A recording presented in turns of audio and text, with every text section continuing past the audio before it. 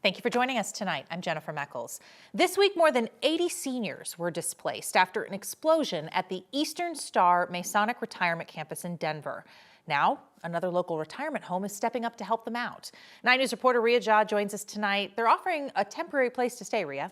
Yeah, and it's the Harvard Square, about 2 miles down the road, and the director there heard that all of these residents were displaced and conveniently had empty rooms available after recently finished renovations. So now they're offering a helping hand from one senior community to another.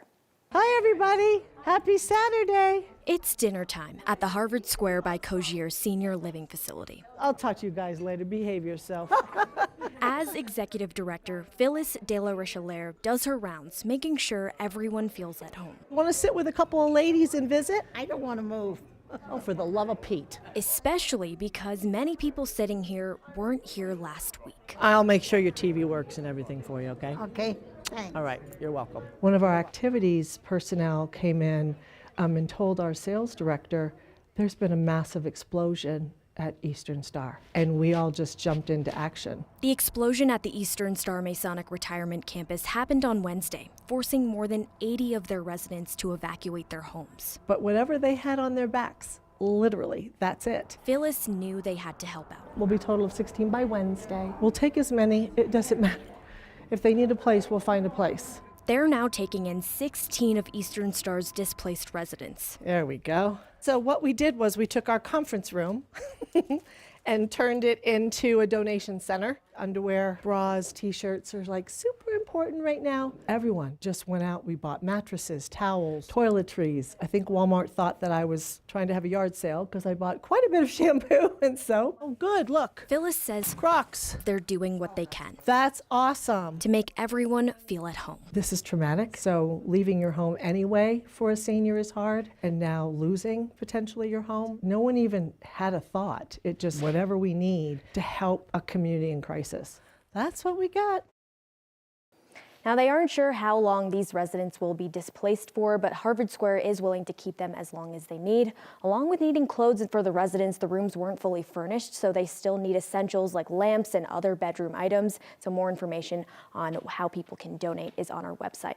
Ria Jha, 9 News. Ria, thank you. A wildfire that triggered evacuation orders in Colorado Springs this week has now been officially put out. Fire crews say they were able to fully contain the Meridian fire about 11 o'clock this morning. This one started on Thursday. It's burned more than 2,500 acres, about 4 square miles, near the Schriever Space Force base down there. Tonight, still no word on what exactly caused that fire, but the Ellicott Fire Department believes it was an accident.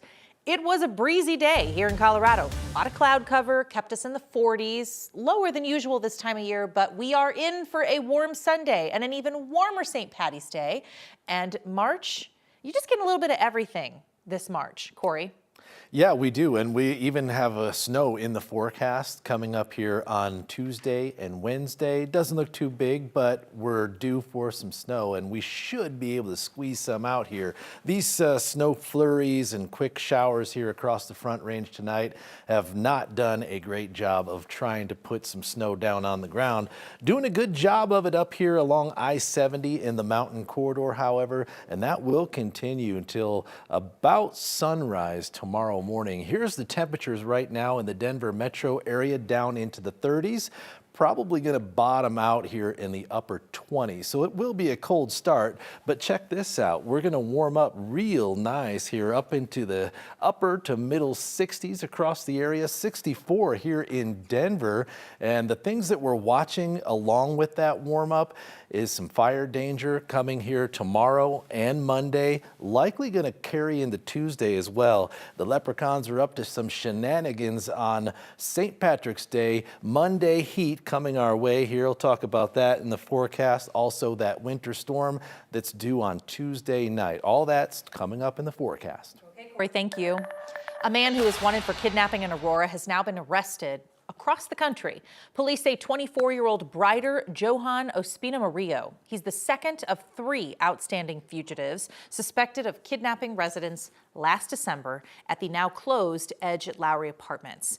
Aurora police say a group of a dozen armed people kidnapped a couple from one of the units in that complex, then took them to another unit. Investigators say the group tortured and robbed that couple and then ultimately let them go. Ospina Murillo was arrested in Michigan after allegedly burglarizing a store. He is now in federal custody. Also this weekend, a man is in jail after police say he intentionally rammed into a Boulder police car. This happened just after midnight at a gas station on Baseline Road. Boulder police say 2 officers were parked at that gas station when 62-year-old Robert Saraduke approached them with his car. Officers asked him if he was okay. Instead, Saraduke rammed into one of the patrol cars 3 times before he got out and approached the officers. Boulder police says Saraduke refused to comply with their orders. They tased him and took him into custody. Now he is facing several charges, including felony assault of a police officer. There are 2 first responders recovering this weekend after they got seriously hurt in a crash in northwest Colorado. The Jackson County Sheriff's Office says a paramedic and an EMT were involved in a car crash on Highway 125 north of Walden yesterday. Both of the first responders ultimately were hospitalized. The sheriff's office says the EMT broke their leg, their ankle, their pelvis, even an arm. That person was transferred to another hospital, and the paramedic was released from the hospital last night. They just had minor injuries. Nobody in the other car got hurt, but the driver in that car was ticketed. A national conservation group is now worried that a number of national monuments could be at risk for energy development, including one right here in Colorado.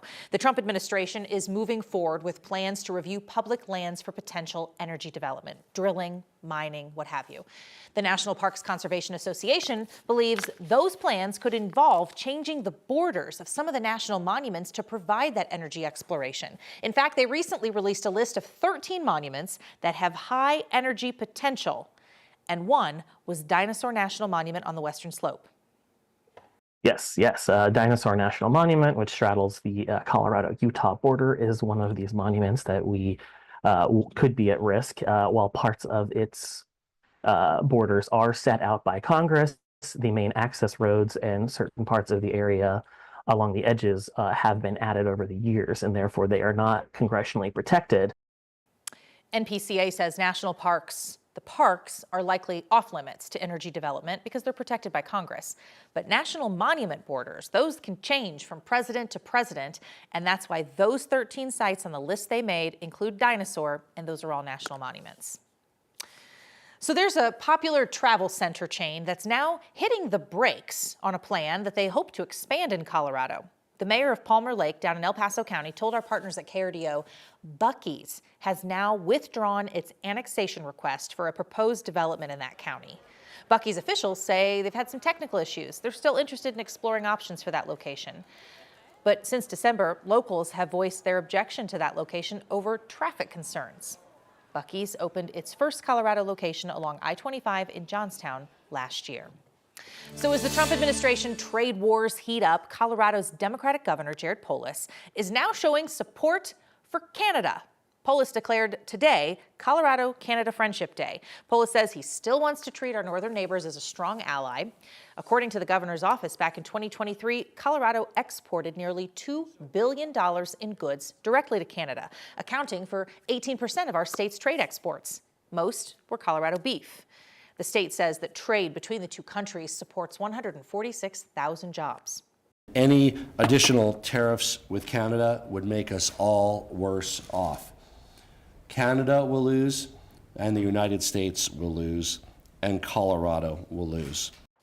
In the spirit of these ongoing trade wars, the governor's office says they are also planning a Colorado-Mexico Friendship Day.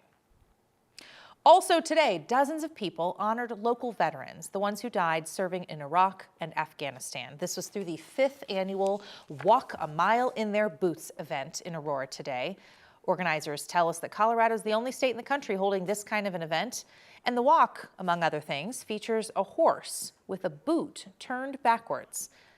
Veterans say this is meant to honor a fallen leader looking back at their troops for the last time, making sure we keep the memories of these soldiers alive.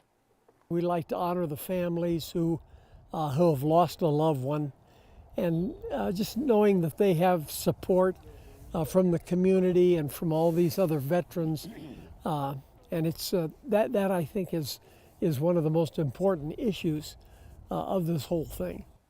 ROTC students from Pueblo also made the trip to Aurora and joined in today's march.